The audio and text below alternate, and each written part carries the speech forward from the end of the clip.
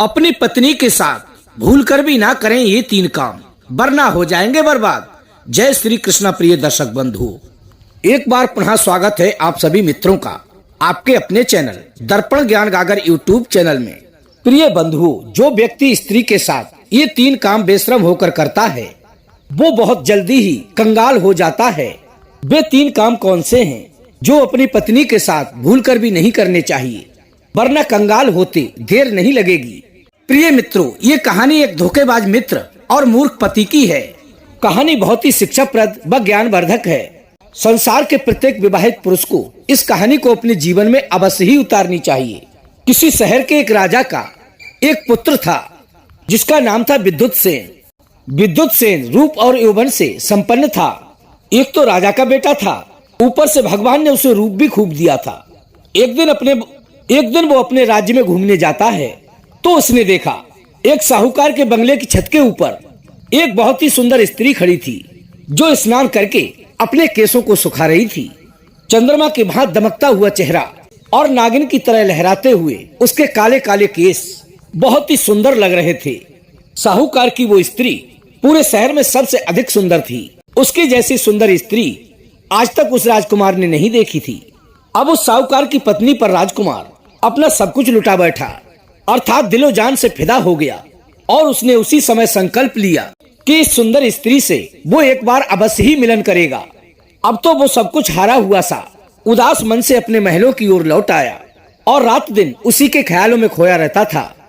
अब तो उसकी भूख प्यास और उसका चैन सब गायब हो चुका था। वो हर समय चलते फिरते उठते बैठते उसी स्त्री की तस्वीर उसकी आंखों में तैरती रहती थी। अब तो वो दिन रात काम वासना से पीड़ित रहने लगा।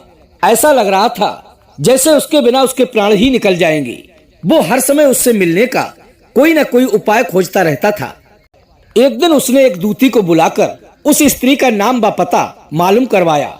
तब उसे पता चला कि वो एक इसी नगर के सेठ की पत्नी है और जल्दी में ही उसका विवाह हुआ है। तभी राजकुमार ने उस दूती से कहा कि हे दूती, तुझे हम मुंह मांगी कीमत देने के लिए तैयार हैं। तू एक बार किसी प्रकार से उस मृगनयनी से मेरा मिलन करा दे। अब प्रिय मित्रों, वो दूती भी उस राजकुमार की ब्रह वेदना को बखूबी समझ चुकी थी कि अब ये राजकुमार काम के वशीभूत हो चुका है। क्योंकि कहते हैं व्यक्ति सही रास्ते पर तभी तक चलता है जब तक वो अपनी इंद्रियों के वशीभूत नहीं होता। प्रिय दोस्तों, विद्वान लोग कहते हैं कि इंद्रियों को हमेशा रोक कर रखना तो मृत्यु से भी कठिन है और उनको बिल्कुल ही खुला छोड़ देना तो वे देवताओं का भी नाश कर देती हैं। मनुष्य की तो बिसात ही क्या है। नंबर 2, केवल सोकर नींद पर विजय प्राप्त नहीं की जा सकती और केवल काम उपभोग से स्त्री को नहीं जीता जा सकता।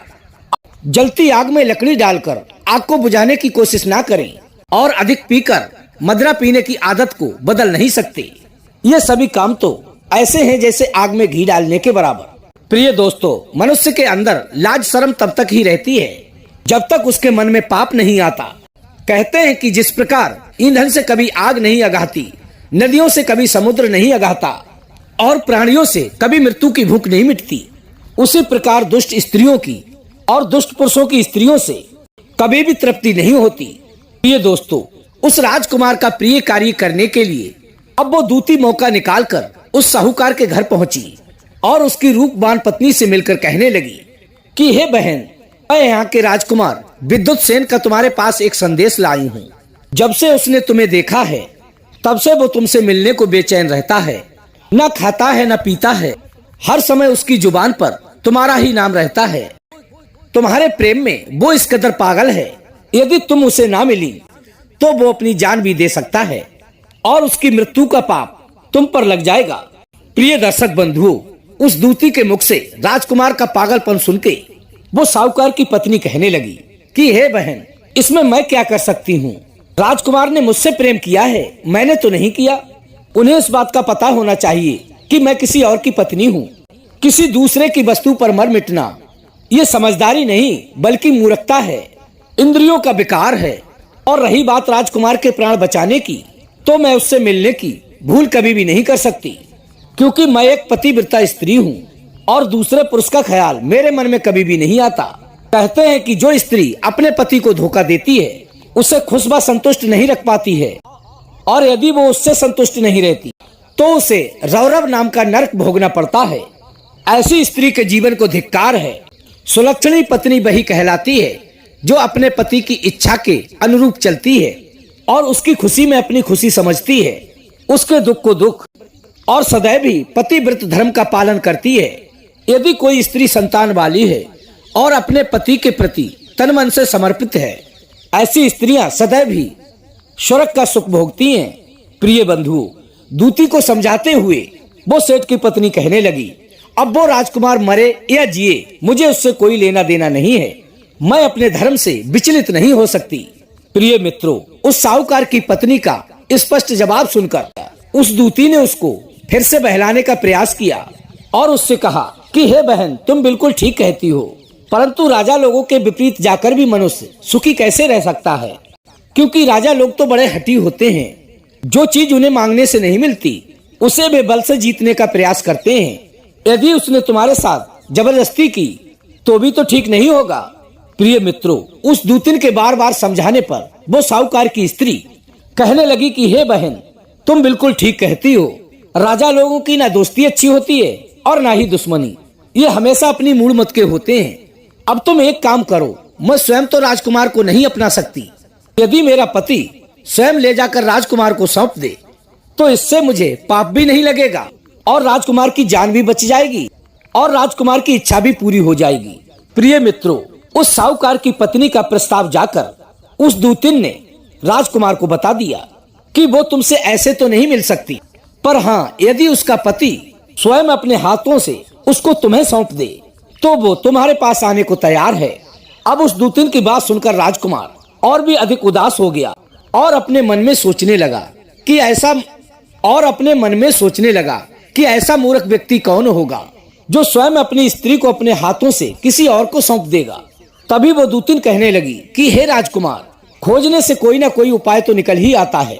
थोड़ा अपना दिमाग लगाओ, क्योंकि विद्वान लोग कहते हैं उपाय करने से जो काम बन जाता है वो शक्ति से कभी नहीं बनता। प्रिय दोस्तों, उसी दिन से वो राजकुमार सिर्फ ये सोचने में लग गया कि मैं किस प्रकार उसके पति को राजी करूं। तब उसके दिमाग में एक युक्ति आई कि क्यों ना मैं उसके पति से मित्रता कर लूं। तब राजकुमार के दिमाग में एक युक्ति सूझी। उसने अपने मन में सोचा कि क्यों ना मैं उसके पति से मित्रता कर लूं। कहते हैं कि विश्वास में लेकर किसी को भी हराया जा सकता है। यही सब सोचकर उस राजकुमार ने साहूकार से दोस्ती कर ली।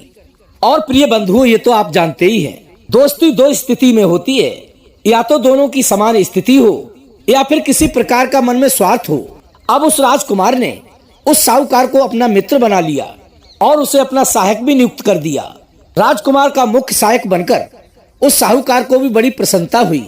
अब तो राजकुमार ने उसको अपने विश्वास में ले लिया और हर एक अपना प्रिय कार्य साहूकार से कराने लगा। एक दिन राजकुमार ने साहूकार से कहा कि हे मित्र, आज से मैं चंद्र व्रत आरंभ कर रहा हूँ। ये व्रत 1 महीने तक चलेगा। मुझे इस व्रत के लिए हर रोज एक कुलीन स्त्री की आवश्यकता पड़ेगी, क्योंकि इस व्रत में स्त्री की पूजा की जाती है। मैं 1 माह तक हर रोज एक कुलीन स्त्री की पूजा करूंगा, तभी मेरा ये व्रत सफल हो पाएगा। तुम्हें मेरे व्रत को पूर्ण कराने के लिए हर रोज एक उत्तम कुल की स्त्री को मेरे पास लाना होगा। मैं उसका पूजन करने के बाद उसे वापस कर दूंगा। तभी साहूकार ने कहा कि हे मित्र, ये कौन सी बड़ी बात है। मैं तुम्हारे पूजन के लिए हर रोज एक स्त्री की व्यवस्था करता रहूंगा। सिर्फ पूजन ही तो करना है, इस बात की तुम बिल्कुल भी चिंता न करो। ये सब सुनकर वो राजकुमार बड़ा ही प्रसन्न हुआ। अब उस राजकुमार ने झूठ मूठ का व्रत आरंभ कर दिया। वो साहूकार प्रतिदिन एक उत्तम कुल की स्त्री को राजकुमार के पास भेजता था और वो राजकुमार उसकी पूजा करने के बाद उसे वापस भेज देता था। ये सब देखकर उस साहूकार को भी लगने लगा कि ये राजकुमार वास्तव में स्त्रियों की पूजा करता है, अर्थात उन्हें देवी मानता है और वो कुलीन स्त्रियों का सम्मान भी करता है। मुझे तो लगता है ये राजकुमार ये सब गलत मनसा से बिल्कुल भी नहीं कर रहा है। प्रिय दोस्तों, अब इस प्रकार कई दिन बीत गए, लेकिन उस राजकुमार ने शिकायत का कोई मौका नहीं दिया, जिससे साहूकार को उस पर संदेह होता। और एक दिन अंत में वो अपनी स्त्री को भी ले आया और राजकुमार के कक्ष में उसे भेज दिया। उसने अपने मन में सोचा कि राजकुमार पूजन करके उसे वापस लौटा देगा। प्रिय बंधुओं, उधर तो राजकुमार के मन की हो चुकी थी। वो इसी दिन के लिए इतने दिनों से नाटक कर रहा था साहूकार की पत्नी को अपने पास आया देखकर अब उस राजकुमार ने अपने कक्ष का दरवाजा बंद कर लिया और ये सब देखकर साहूकार को कुछ संदेह हुआ। तभी उसने कक्ष के अंदर झांक कर देखा तो उसकी आंखें फटी की फटी रह गईं। अब तो वो अपना सिर पकड़कर बैठ गया और अपने मन में सोचने लगा, इस दुष्ट ने तो मेरे साथ बहुत बड़ा विश्वासघात कर दिया, पर मैं तो सबसे बड़ा मूर्ख हूँ जो मैंने अपनी स्त्री को स्वयं अपने ही हाथों से राजकुमार को सौंप दिया। सबसे बड़ा दोषी तो मैं स्वयं हूँ, इसमें किसी का कोई भी दोष नहीं। पहली बात तो मैंने राजकुमार पर विश्वास करके सबसे बड़ा दोष का काम किया है, फिर अपनी पत्नी को दूसरे के हाथ में सौंपकर दूसरी सबसे बड़ी गलती कर दी है।